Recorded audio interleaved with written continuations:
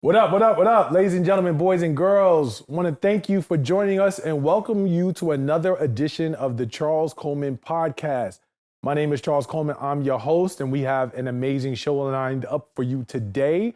But before we get started, do yourself a favor. Click down, see that subscribe button. If you're watching us on YouTube, hit that. Make sure you subscribe and follow. And if you're listening to us on iTunes, on Tidal, on Spotify, or anywhere else where podcasts are heard, make sure you subscribe and follow the podcast, the Charles Coleman Podcast, the new home for Black brilliance. We are your new favorite podcast to listen to. So, in terms of today's show, I'm really excited because, as you know, I have a dream team of contributors. Ladies and gentlemen, she is the professional winner. She's the boss at 593 Washington. You know her, you love her. Miss Gloria Cherubin, ladies and gentlemen. Hey. What up, what up, What's happening, man? How you doing? I'm wonderful. Welcome to the couch. Thank you. You know, I had a win this week. I just wanted you to know that, you know, when we played that spades and that phase 10, I was still taking names. So this is the thing, right? I'm a winner. You're a professional winner. I'm a professional winner. That's what I do. I win. I wasn't gonna do this. Okay. I really wasn't gonna do this, but I have to. All Please. right, I have to tell you a secret. Talk to me. I'm here for it. So, as you know, this is my show. Like, Right. This, my name's on the wall. It is your name. Right? Yes. So I have to be in charge of the set. Okay. Right? And I had to tell people before I got here, like, Right. there's no card playing on the set What? when G's here. Wow. That's None. crazy. Because- see, the hate from the top is mad hate. Because for those of you who are listening, you may not realize this. G is a professional winner, but Right. she is a professional cheater as well. I See wasn't how going you to bring trying that frame? out. Why you got to bring these words? I'm not a cheater, bro. I don't cheat. But the wild thing is, Black women don't cheat. Oh, wow. We're doing this already? Already. Already? Let's go for it. Black women don't cheat. We just win. The wild shit is I learned this from your sister. It was your sister. And I defended you the first time. I was like, Come on, you know how cheat? family Nah. rivalry goes. She's a hater. You know that. So come on. Shout out That's to not credible. Rochelle. Shout out to Rochelle. You know I love you, She Rochelle. was the one Rochelle, I to love tell you. me, yo, you know, G cheats. Like, she's a habitual cheater. And I Listen, was the like, goal nah. in any game is to win. That's the bottom line. You got to do whatever it takes to win. So I'm a winner because I do what it takes. Now, you want to categorize things as cheating? Cheating is only cheating if you get caught. If you don't get caught, you just won. G will be 2 rounds in on a 9-round game of Uno and be like Uno with 6 cards in her sleeve and then walk away from the table like, a win is a win. A win is a win. A win is a win. A win. If you didn't So catch it. there's no card playing, there's no betting. Even though you can't bet, G, because she don't understand how bets work. nah, Funny story I really work too quickly hard. for y'all about listening to G and her bets. We were at 593 Washington, Blue Smoke, hanging out, and it was a fight. It was like a boxing fight. And she bet $20. She was like, yeah, I got $20 on whoever it was. And it was like a bunch of people who said, oh, I'll take that bet. All right, cool. And then the person she bet on lost. So she's already tight. And she apparently didn't really know how betting worked because then after that, she walked up to me and she was like, so wait, I got to pay all these people $20? I can't just give $1 to 20 people? And I was like, yes, that's how betting works. She's, oh, this betting shit ain't for me. Yeah, that was one and done. I was in and out of that really fast. I didn't understand that. I thought that I had my 120 and I was betting and that was it. But then when all the other folks... No. Yeah, I figured, look, I learned super fast. No. I worked way too hard for my money to be giving out just whole 20s to folks. And this cat didn't even work hard. It was just crazy. I was just like, nah, I'm not doing that ever again. Never again? You Never. were done? No. All right. No betting. We're going to get into our shortcuts. And as you know, this is the part of the Charles Coleman Podcast where we talk about news and views, things that are going on, current events you may have heard on. We're going to spend a little bit of time on these before we get into our main segment. So, you know, G, I try to think about what segments are going to work with you and who you are. And, you know, I'm going to allow you at some point when you get, you know, when we get into your segment, I'm going to allow you to tell the people what you want to know. But, you know, you're a person who spends and has been around not just church, but church culture. Right. A lot, right? And we got to talk. And you're from Brooklyn. Absolutely. All right? We got to talk about your man, Bishop, and I'm using air quotes, Bishop Lamar Whitehead, a.k.a. the Gucci pastor, a.k.a. the Fendi Reverend, a.k.a. Mr., Wayne Brady, I'll slap him on camera. So for those of you who do not know, Lamar Whitehead is a clergy person. I'll use it that person. He's a clergy person from Brooklyn who has his own church, and he has come under fire recently. He's known for being very, very flashy. He wears literally full Gucci suits, and full Fendi suits, and he does the usual, "What's up, family? I'm just here, masking in God's blessing, Gucci from head to toe, living in abundance." That's his thing, right? I'm not necessarily mad at it. That's his brand. But he's the guy, if you recall, who first got robbed in church on camera during service. So he gets robbed on camera during service. Crazy.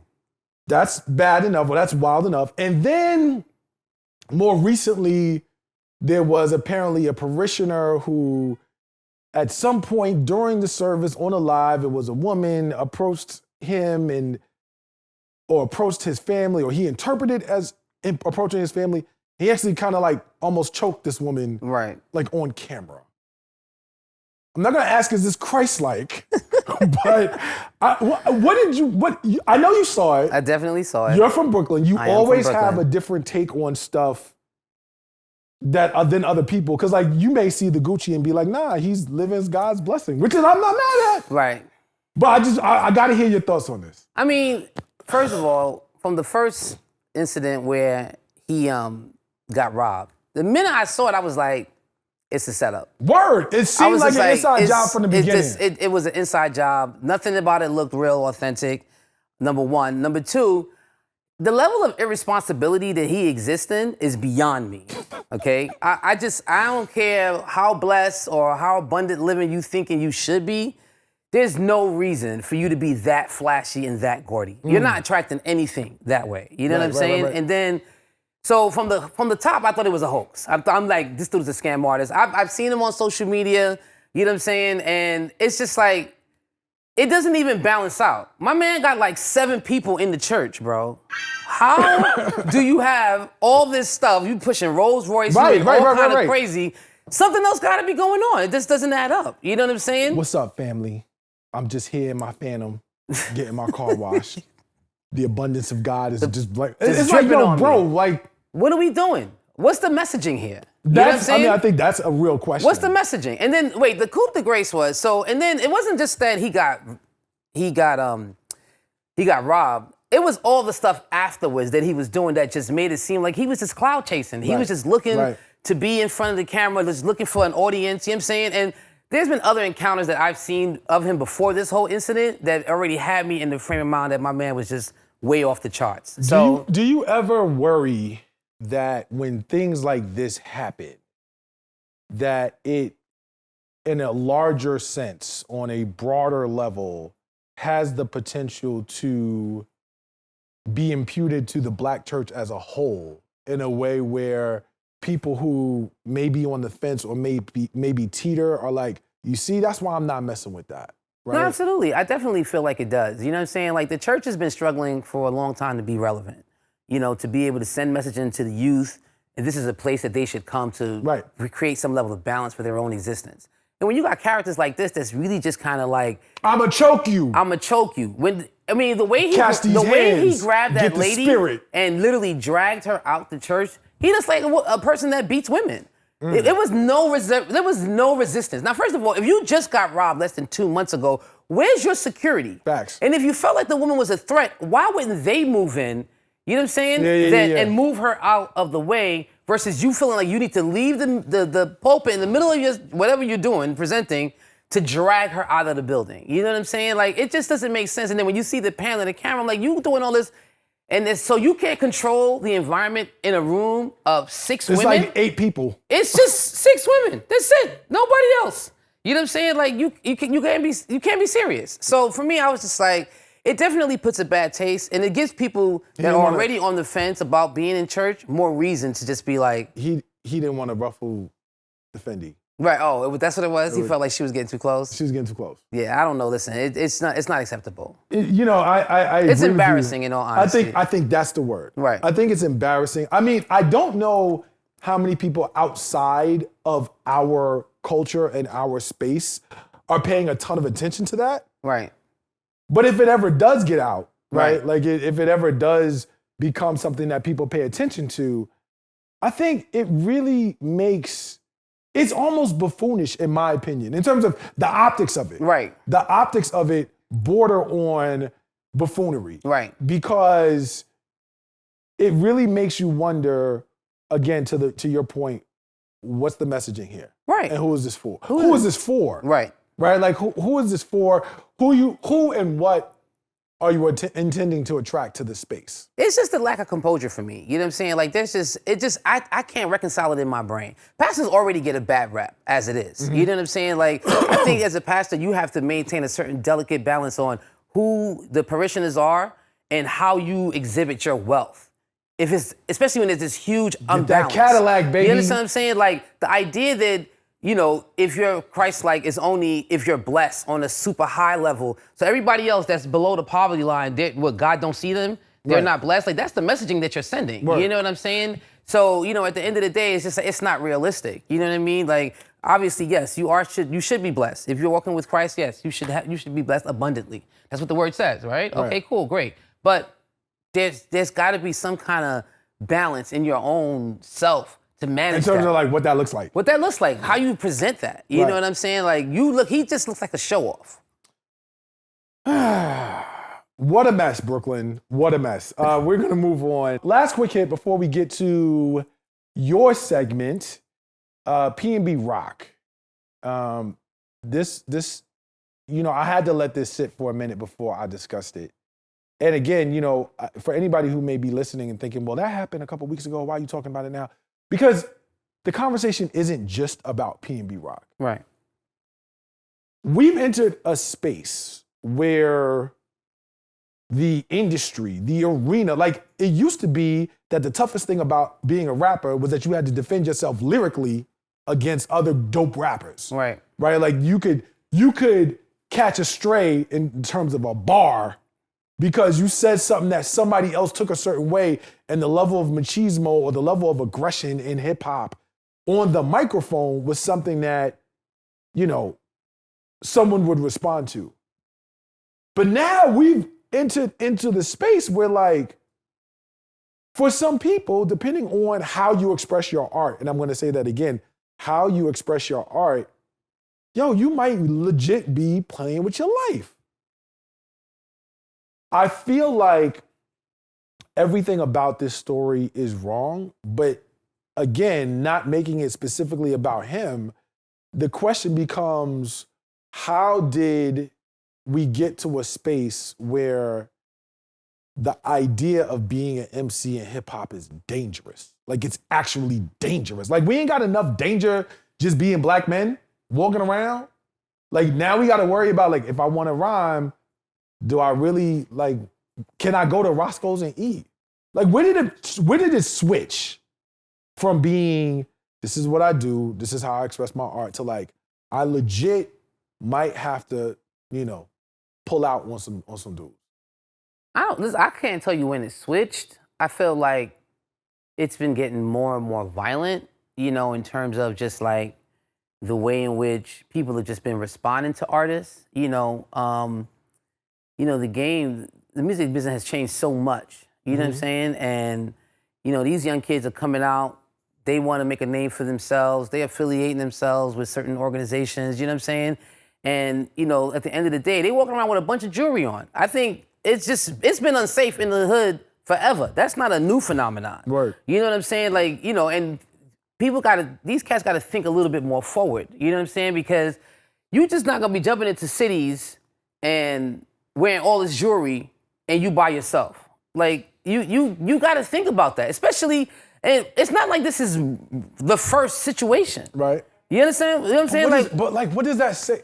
What does that say about the culture, right? Like, because I I remember in the 90s, we're of a certain age, and it's crazy to me that actually sounds, like a long time ago. Right. But it used to be not necessarily the artists, but their crews were a problem. Right. Right? Like it wasn't the artists themselves that was pulling out. Right. Or even it was like, Jack the Rapper, Jack the Rapper, somebody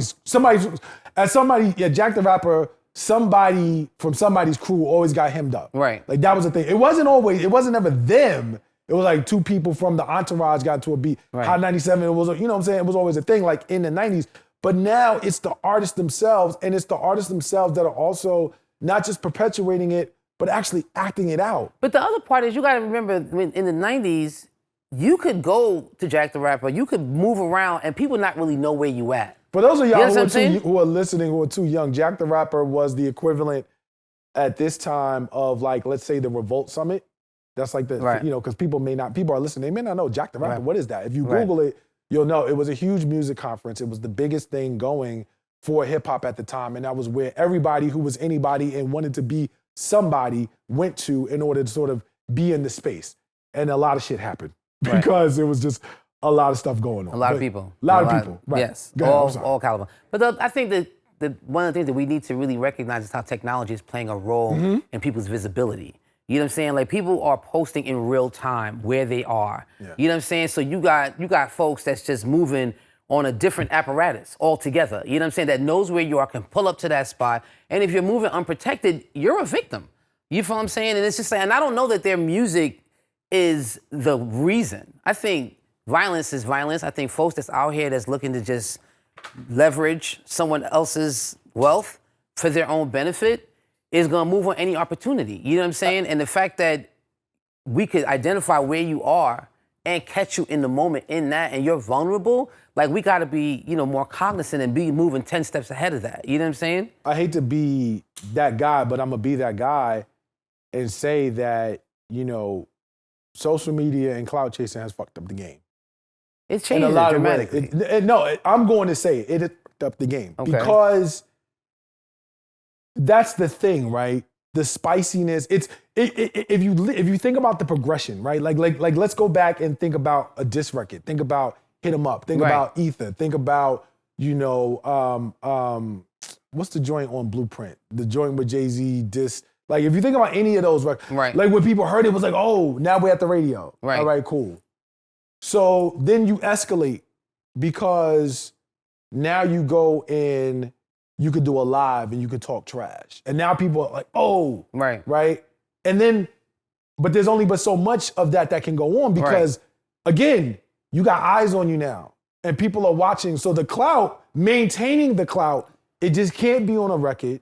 It just can't be on social media because when you do pull up, now the public is like, what you gonna do? I'm just saying, but think about that. The same way you ran that analogy. We used to have a hand game.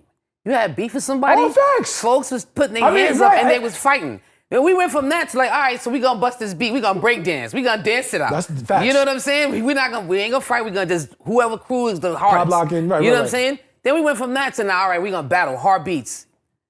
We sound mad old. And then there was Pac and Beans beef. You know what I'm saying? So it's been beef. It's been escalating. But now it's just like... Yes, ladies and gentlemen, there was a time when people in hip-hop settled beef on record. And actually danced. Like they danced. And if they didn't dance, their friends danced. Or they danced with their friends. Like Scoob and Scrab, look them up. Big deal. We're gonna move on. This brings us to our contributor segment. I am super excited. Branded by G. So, Branded by G, what we talking about today? So today we talking about sisterhood. And should I like just go get some water or something? No, sit right here because you need to hear about all this. All right. We're talking about sisterhood. We're talking about friendships with sisters. We're talking about, how delicate those spaces are. Over the course of your life, you're gonna meet a cluster of friends. You're gonna have friends from work, you're gonna have friends from school, you're gonna have friends that you grew up with. And there's some sisters that decide that they wanna bring all their friends together. That could be challenging, okay? Can we talk about the girls trip? Because I know like mad girls who go on girls trips but as friends, and then they come back and they don't be friends no more. Because what's that about? What happened was that you tried to bring all your friends into one space and you didn't realize that over the course of your growth, you met those different people at different spaces of your life. Yeah. So when you bring them all together, it don't always gel. Sometimes it's a little tense. Sometimes you realize the person that you are to one sister is not the same person that you are to another sister. So, I can say personally for me, I'm one of these people that could have a friend for every day of the month, and I'm a different person. I'm like a chameleon. I'm consistently myself because I try to present a version of authenticity and just really being me. So, and it's a no judgment space. So you could be whoever you need to be without it changing who I am. But because of that, I have such a variety of friends.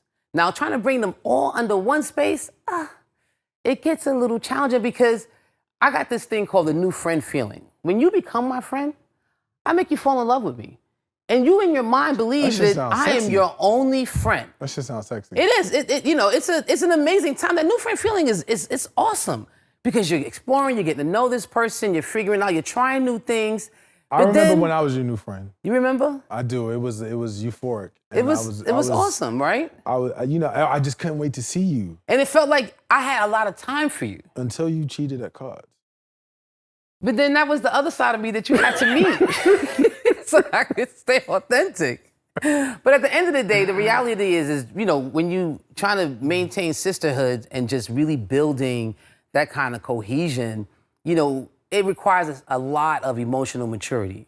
And it really kind of combing through and understanding who your friends are to really kind of know who you can kind of bring together and who you can't. You know what I'm saying? Because when the fallout happens, it can get ugly. You can really lose some really long time friends over the new friend space. So, I think that, I've had all kinds of situations happen to me.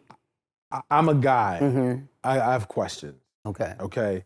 Because I really just want to understand, I have come to learn and I've come to appreciate that there are certain spaces that just are not for me. Right. And I'm okay with that, right? And I think that, we've had different conversations before. We recognize that every space should not necessarily be for everybody, and that's okay. Right. And so I'm fine understanding that these are spaces that are not for me, but I just do have curiosities. I have observed, and I just want to know, number one, is this accurate? I've observed that, in terms of, I mentioned the group trip, mm-hmm. The magic number is 4. If you exceed 4, somebody's coming back, not the friend. Is that about right? I don't know. The magic number I've seen is 4. Anytime it goes above 4. I'm not a big fan of group trips, okay? Because when I travel a lot, so when I do get to take a break, I don't really want to be on anybody's schedule. That's the you know thing. What I'm saying? And that's where it be going wrong. Right, and it gets crazy. You know what I'm saying? Because you got to coordinate the dinners, you got to do things more as a group. It's not like I could just kind of move on my own silo. And I'm technically on vacation, so I don't want the vacation to be work. You know what I'm saying? But it can get crazy. It could definitely get crazy. And I think that's why I think it's important for you to kind of understand who you are and who you can bring together versus who you can't. You know what I'm saying? There's some friends that they're just great. You can bring them around anybody. And then there's some friends that just don't really gel with everyone. And you got to know that person is a person that you don't want to invite to the group chat because it's just never going to work out. So I'm going to tell y'all a story out there for everybody who's listening and watching. I had vacationed with G. It's been a bunch of us. We have vacationed before. And when I tell you that going into the vacation, and I was the planner. I happened to plan the vacation. G was one of the most annoying people with the questions. So who's cooking? And I don't want to cook. I don't want to work. I don't want to wash dishes. It was all sorts of questions. Now we went and we ended up having a good time, but I feel like you might be that person. No, I'm not. I was asking all the questions. It might be you. I was asking the questions. I think it might be you. Because I wanted to be prepared. You know what I'm saying? And I was taking that vacation. That was my first vacation after bro. We was coming we out. Came out we the weren't pandemic. coming out of COVID. We weren't coming out of COVID. No, it was. We were coming out of COVID. We were coming out of COVID, where the world was open again, right. And we could really do something. And I was just and I wanted the vacation to really be a vacation. I didn't want to feel like I got down there and they were all this expectation for me. Folks was mad because at 9 o'clock I was going to sleep. And they was like, yo, G, I don't understand. Like, you at the lounge till 12 every day. How come at 9 o'clock we can't see you? Because I'm tired. I got a question. I talked about the group trip. Right. And again, this is my last question, like, in this space, because I know it's y'all space. What is it about, like, the whole birthday thing? Like, birthday dinners, birthday trips, birthday extravaganzas. And then if you don't shell out, like, 3 G's to celebrate your second cousin's sister's birthday, it's a whole thing. Like, you do the group dinner, and a lot of it, and I'll say this, from what I see and what I observe, it does tend to skew younger. Right. And it may be a new thing. I don't know. Is it for social media? Like, what is that about? Listen, I really can't speak to that. I'm not, that's not me. That's not you. That's not me. Not you. Like, I'm that chick that for my birthday, folks is asking me, what are we doing? And last minute, I'm like, I'm on a plane, I'm in Paris. I'm sorry, I'll get back when we get back. Y'all see that flex? Y'all see that flex? Nah, I mean, last minute, I could have said, I don't want to diss no city and say it like now it's less. You know what I'm saying? So, but at the end of the day, you know what I mean? Like, I'm not the big fuss. I could have said Gary, Indiana. I think. Shout out to all our viewers in Gary, Indiana. Absolutely, Indiana's lit. But, you know, I'm thinking that, I think it's a younger thing where we are looking for content just to post so that every birthday is a significant birthday now. You know what I'm saying? It's got to be at least 7 events, you know what I mean? Jesus Christ. You can't commit to all. You just gotta know your lane, your space, and you kind of like gotta show up and do what you can and just move away from it. Because I'm watching some of this, like, objectively, you know, I'm going through my stories, I'm like, okay, so you did the photo shoot there, and then, but you just did the photo shoot for your gender reveal, and now you're doing the skydiving. It's all, you gotta blame it on social media, man. Social media's fault. Too much. It's too much. It's never too much. And then if somebody too much. And then if somebody doesn't show up, it's beef. Right. It's beef. Like, it's a lot of emotions. Like, it's a lot of feelings, folks. What is that? You know, but you gotta manage your economy. We can't do everything. Men be like, yo, I can't make it. I'll catch you. Nah, that's not true. That's not true. Nah. I'm not, no, listen, yesterday I ain't calling no names, but I heard a conversation that was going down because it was old boy birthdays coming up, and it was feelings on who was gonna show up, who don't show up. I be showing up for him, he don't show up for me. I think men be dealing with the same thing. I think if it's a pattern, right. I think among men, if it's a pattern, then you feel a way. I think that we all have those things as men where we're like, yo, for whatever reason, I can't make it. Right. If you ain't never coming and he's always coming, right, or vice versa, then it becomes an issue. Right. Then I think people feel a particular way. But I don't know anyone who has fallen out. He was your man before the birthday dinner, solid. Right. He couldn't make it, and it's like, it's over. It's over. I don't know that. I think brothers move from a different space. You know what I'm saying? Like, you guys not that engaged with each other. You guys don't even really share that much either. I was talking to 2 guys that was like, this is my brother, and I was just like, yo, what's your man's son name? Well, my man was Man. Exactly. That's my man. His son name is Man. Man. I'm like, how you don't know? I be knowing everything about my peoples. Everything. I know when they kid's birthday, everything. He was like, nah, yeah, I can't really remember. Like, wait, nah, no, hold on. Nigga, name them after his man. Nah, I'm just saying. Right. It be your name. It be your name. And you don't know it. Terrible. Well, ladies and gentlemen, that's going to wrap it up for Branded by G today. Appreciate that. Always a good conversation with the boss of 593, Gloria Cherubin. We're going to get into our main conversation today. And this is a recurring thing on the Charles Coleman podcast because it is something that you may be hearing for the first time now, but you're going to hear me talk about a lot during the course of following your brand new favorite podcast, the Charles Coleman podcast, which brings me to another point. This is a great time. If you have not already, hit that subscribe button down at the bottom of the screen. If you're watching us on YouTube, if you're following us anywhere where podcasts are heard, Apple Music, Tidal, Spotify, any of the above, make sure you subscribe, make sure you like, make sure you share, make sure you follow us on the socials. Just search Charles Coleman Podcast, all one word. That's where we are. My name is Charles Coleman. You can follow me. Do not slide in my DMs. I will not hit you back. Stop lying. Maybe. But all jokes aside, So today, I have this thing. And G, you and I have talked about it a little bit before. I've talked about it with Cashmere on different occasions. And it is simply, do you believe in the Negro? And a lot of people hear me talk about this and they sort of like flinch because they're like, what do you mean? What are you talking about? And I'm gonna get real explicit really quickly. And I don't mean explicit in the sense of vulgar or ribald. I mean explicit in the sense of clear. Right. The Negro, I am using in the question here as representing and representative of an era.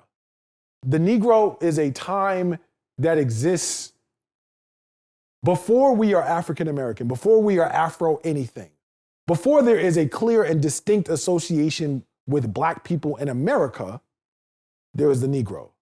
The Negro exists after we were nigger. The Negro exists at the point that we are no longer in physical bondage.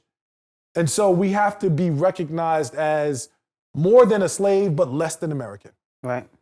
And so for us, this is a particular point in time where we had just enough to make our own way, but not enough where anything was really given to us to sort of be a part of anything else that we didn't create for ourselves. And so I'm talking about Greenwood. I'm talking about Rosewood. I'm talking about Tulsa. I'm talking about Black Wall Street. I'm talking about that era. Right. Because that is the era of the Negro. It is an era where your butcher was Black, your grocer was Black, your doctor was Black, your accountant was Black, because that's all we had. Right. Right? And so it was a self-sustaining model. I talk to people about what it means and what it would mean to have this conversation around community, because we throw around the word community a lot. Oh yeah, the community. And I'm always curious to understand what people are referring to about that, because I feel like community is something that just doesn't exist on its own. It has to actually be built. Right. There are things that are needed to create it such that you can't just assume its existence. So when I ask the question, do you believe in the Negro? It really is a question about, do you believe in our ability to create community where it does not exist? Right. I think about, particularly in the pandemic, what it was to watch the world pivot. And really what started to get me thinking about this was education. So I have a niece, and my mom is a retired school teacher. And to make a long story short, during the height of the pandemic, my mom and a few of her educator friends basically formed an educational co-op with my sister, my niece, and some of her classmates. And my mom was lending her expertise as a teacher in literally what had become a schoolhouse in some space that my sister had for my niece and a few other children. Right. And then there were some other educators who were in the church, who were in her sorority, who began to participate in that. And I started thinking about, we have all these conversations, like we want to get upset about, oh, they're taking CRT out the schools, or they're trying to ban that, or they're taking these books out. That is in part a function of us relying on other people to do for us what we can do for ourselves. Right. If you're someone who wants to start with an excuse as to, well, it's not going to work because my argument is, well, then you don't believe in the Negro. You don't believe in our ability to get it done. Right. Is that realistic? What are your thoughts? Do you believe in the Negro? I absolutely believe in the Negro. I think that it's important for us to always identify a space in which we could kind of like pull our efforts together, right? You know what I'm saying? Like, at the end of the day, as a business professional, when I'm looking for resources, I'm always looking to identify Black first. You know what I'm saying? There's a certain level of trust that I know exists there. I know there's a certain level of cultural understanding that's already kind of built into it. You know what I'm saying? And so I think that I know for me, that's my first approach. But believing in the Negro really means you're willing to kind of to go out of your way. Right. And see, that's a huge piece. I'm so glad you said that, because I had a conversation with someone when I was going over the production notes. And And they were like, well, you're underestimating, it's not necessary. Because I said that for me, and I want to get your take on where it starts. Right. But I said for me, it starts economically. Right. Right? Like if you're not willing to use the services and goods that come from your community and pay for them, and in some cases, pay more for them. Right. Right? Like you and I have had this conversation. You don't really believe in the Negro. Right? And they were like, well, some people just make decisions because that's what their pockets tell them. So if there's, a dollar here that something costs, and then over here costs $1.10, they're just going over here, so on and so forth, and in order to appease their personal budgets. Right. And I said, for the person who's legitimately in that space, I'm not mad at them. Right. Legitimately in that space. But there are actually very few people who are not in that space without consideration for a lack of discipline or determination. Like you said, you know what, I know this is gonna cost me a little bit more, but I believe in this, so I'm gonna support it. There's no community that's gonna be built anywhere without personal accountability and self-discipline. Right. None at all. So I think that's a big part of where we get tripped up. We want it to feel good. Right. We want it to be convenient. We want it to be easy. Right. I believe that it's more difficult than it is complicated. That's not to say that it's not complicated on some levels, but I think in a lot of ways, it's very straightforward. Right. It's just a question of, are you willing to sacrifice the comforts that you've become accustomed to in order to really get into that thing and engage it? I understand what you're saying, and I think there is a large push of folks. I mean, look at our buying power. We're at like $3.5 trillion. Trillion. You know what I'm saying? Like that's a substantial amount of money. And if all of those dollars were directed directly to our community, we would be a force to be reckoned with. You know what I'm saying? But obviously, that's not the case. We're more brand driven. You know what I'm saying? And at the end of the day, making that conscious decision to buy black is exactly that, making the conscious decision to buy black. And there are a lot of people that are believing in the Negro and that go out of their way, that won't spend their dollars in other spaces and make that investment and make it understanding. You know what I'm saying? Like, I don't expect every customer that comes into my door to understand the logistics and what I need to do to run my business, right? He's coming for a service. She wants a particular item. They just want to make that transaction and keep it moving. They want to come in and have an experience. You know what I'm saying? But at the end of the day, I am presenting something that's special and specific and unique. You know what I'm saying? And that's my way of kind of like building within the community. Because I want you to believe in the Negro, but I want you to believe in the Negro because I'm presenting the Negro in a way that's appetizing to your budget. Where you're just like, yeah, it's convenient. I could go over here because it's easier and it's closer.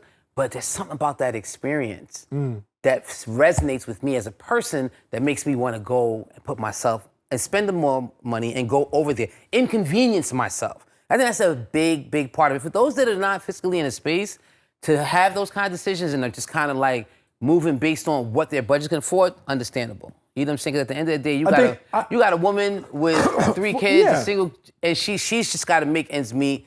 You know what I'm saying? I think there are a lot of people who are not in that space, right, but use that example to justify behavior that doesn't even apply. Right. In terms of community building, like for somebody who's listening or watching, and they're like, I believe in the Negro, I believe in sacrifices that are necessary to invest creating community. Right.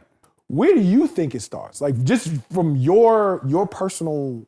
I mean, I think culturally is important. I think it's a big feeder. Like I'm Haitian, right? My parents were born in Haiti. I was born here. When my guests come to the lounge that are Haitian and find out that I'm Haitian, it's a natural click in their mind that, oh, now we got to support that. I got to come back. I got to go tell all my people. You know what I'm saying? And that's something that's culturally ingrained in us as a people. You know what I'm saying? Like, when you know who your people are, now you can't deviate away from that. You got to go and you got to go back and support. You know what I'm saying? I don't know that every culture has that same kind of like immediate connection. You know what I'm saying? So I think a lot of it starts there. You know what I'm saying? For the spaces that it doesn't exist, I think the education is going to really be important. You know what I'm saying? To understand the value of that. You know what I'm saying? Because very often the consumer is uneducated. They're just looking for that transaction. They're not thinking about how that's impacting them in the long run or their community. You really just made me think of something that I'm curious about. So you use the word culture, and I think that is where things kind of get a little tricky because there is this notion sometimes that when you're talking about culture, there's a connection immediately to community where it's intertwined. Right. And so in looking to support spaces that where the culture exists or the culture is thriving, you're inherently supporting community. And that's not necessarily true. And I just would like your thoughts on how do you reconcile supporting culture when that culture is either owned, operated, financed, or by people who are not in community. Right. And that leaves you with the dichotomy. And I'll give you a basic example. This is not necessarily like the best example, but it's the one that came to my head. So you're talking about let's say in entertainment. Right. You're talking about a Black director who is employing Black people, who is working for, or who's telling a story or a narrative that is connected to us culturally. Right. Right? But in terms of who is on the bill, producing it, getting the money from it, getting the ownership rights of it, owning the residuals and the royalties in perpetuity, it ain't none of us. Right. That's not putting money in community necessarily, but it is supporting the culture. So where do you, how do you parse that out? Because there's a separation. I think it's complicated. You know what I'm saying? I think, depending on the respective industry you're talking to, you know what I'm saying? Like, there's so many, players in the game that sometimes you want to put out a product, and in order for it to get out and for it to be executed properly, you have to engage those systems. You know what I'm saying? Like, you there's no way to do it outside, to do it successfully or to do it big enough because you need access to that budget. You know what I'm saying? So, I think it depends on the industry, you know what I'm saying? But at the end of the day, we've seen so many trends where certain markets have opened up because of their leverage of our community. You know what I'm saying? And the question becomes, when we get to those spaces, are we going to make those right decisions to kind of continue to grow our community, or do we become blindsided by our success and really just feel like we just need a few tokens in the game and then I did my part? Yeah. You know what I'm saying? Like, I think that goes on, the onus on the person. You know what I'm saying? But it's each one teach one. It's one, I got a responsibility. You know what I'm saying? Like, as a brand manager, as a business owner at the lounge, if people that want to start businesses and they come to me, I'm always open to share. You know what I'm saying? I got this theory in my hand is that the same way my hand goes to receive is the same way my hand goes to give. You know what I'm saying? So if I'm always giving. I spent many an evening in class at the Gloria Cherubin School of Business at 593 Washington Avenue in Brooklyn, New York. I have absolutely done that and can attest to that. My last question on this, and I will likely ask this, not even likely, I am going to ask this to everybody who I have this conversation with. Finish this sentence. You don't get a whole lot of time to think about it, but just finish this sentence. I believe in the Negro because. I believe in the Negro because I am Negro. And I believe in myself. And I believe when we put ourselves first and we reconcile that identity crisis, it's not a challenge to support another brother or sister. Well, ladies and gentlemen, there it is. Stick around. We have everybody's favorite segment. This is Rules of Engagement, our conversation about love, sex, and relationships. We get a little spicy, get a little interesting, have some real good discussion, hopefully something you could talk about with you and yours. Before we get into today's conversation, make sure you hit that like button, hit that subscribe button at the bottom of the screen. Like, share, subscribe. If you're streaming us wherever podcasts are heard, we are your new favorite podcast, and this is the new home of Black Brilliance. So make sure you're sharing it. Tell a friend to tell a friend. Got a special guest with me tonight. Our lovely contributor from the Dream Team, Gloria Cherubin, is with us for Rules of Engagement, not Rules of Fugazi, but Rules of Engagement. So glad you're here. Thank you. So we have a little fun. Okay. I love the jeans and that look. Thank you, thank you. You're giving date night sexy. We out here. So since you're giving date night sexy, I'm gonna pose a scenario and I need you to tell the truth The people out here want to hear the truth. They want to know the truth. I only tell the truth. Yeah. Right. So. No, is that judgment? No, it's not judgment. Oh, okay. We need this. This is a no judgment zone, especially for tonight's conversation. Thank you. You're on date night. Mm-hmm. Things is going right. You looking right. He looking right. Okay. Right. Everything's good. Spontaneous. Love it. All right. And your partner says to you, "Yo, let's get it in. Where is the wildest place it's popped? The wildest place it's popped. The wildest. This is why you gotta tell the truth to the people. The truth? You gotta tell the truth. The wildest place is popped. Now, you was in the flight industry for mad long. I ain't gonna put your whole resume out Why there. Why you gotta be? I just want to know, like, did it ever pop in the sky? Take it easy. You what? Hey, just give the people Let what they want to know. Let me tell my story. Please do All right, not go offer ahead. any like suggestions. All right, no, I'm listening. I'm here for it. I'm available. The wildest place. All right.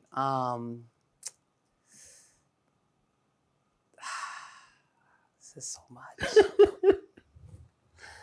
On the hood of a car in a parking lot at a park. What time of day was it? It was night. It was like. Oh, nigga, bye. That wasn't it. Come on. What? You get wilder than that. I need something good. That. Are you kidding me?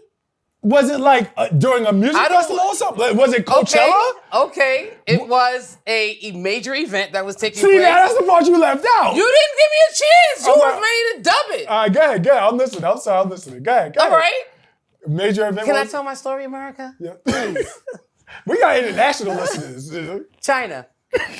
Where you at? So things are happening, all right? And we outside. And there's a lot of people everywhere. And we're on the hood of this vehicle. Is it your car? Yes, okay. It is my car. So we're elevated. Because if you know, I keep high, yeah, you stay with the big, trucks. tired vehicles. So Yeah, we're up and we're outside. And it's going down. I mean, it's pretty intense. And there are people moving around. And it was just one of those things where you just was in the moment and it went. Whose idea was it? Huh? What part of that did you understand? It was a little duff on the sound real quick. Whose idea was it to get it in on the car in It was that my moment? idea. Okay, damn. It was mine. Were you that aggressive when you did it? It was. It Oh, was like okay. It was like a takedown. It was a takedown. It was a takedown. Wow. Where was yours? I've had a lot. Really? Yeah, I've had a lot. I mean, Give me the wildest. One that was a little wild was I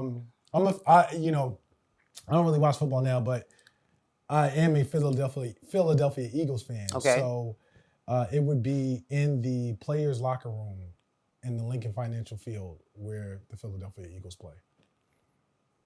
Yeah, I'm very proud of that. Well, was there a game going on? Eagles, Eagles. Was there a game going on? Like It was actually after the game. It was after the game. Yeah, I had watched the game. Right. And then, yeah. So was it your idea?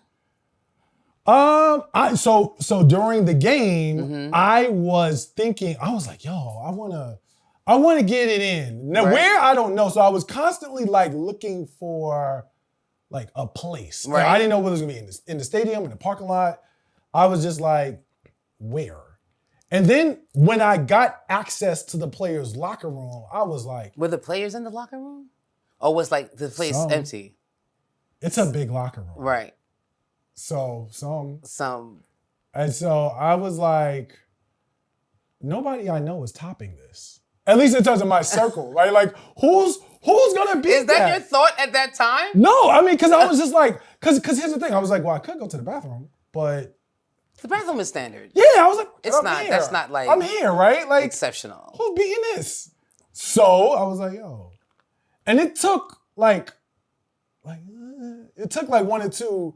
It was definitely my idea. Okay. But then afterwards, not even afterwards, like, after the second time, she was like, you serious? I was like, yeah, I'm with the shits. Let's go. Plus, it was an older woman, so I wanted her to feel excited and sexy, and I wanted to feel like I was taking charge of the situation. So that was also, That was driving you. Yeah, it was driving my adrenaline because I wanted to make her feel like I'm taking charge. Well, I think that the fact that when you're in these kind of spaces, just because you're in these weird spaces, it just makes it that much more exciting. Of course. It's just like the adrenaline is somebody's coming in. off the I don't rip. know who's looking. Yeah, I don't know who's here. Like and I that's the gotta thing. be quiet, but I don't. When want I was to. stroking, like I wanted them to hear, but I didn't. Like I didn't want them to hear, but I wanted them to hear. Like I wanted them to hear enough, like somebody getting their ass bust, right? But not like too loud where they had to come and see, right? They wanted to see, right? So it was like right there.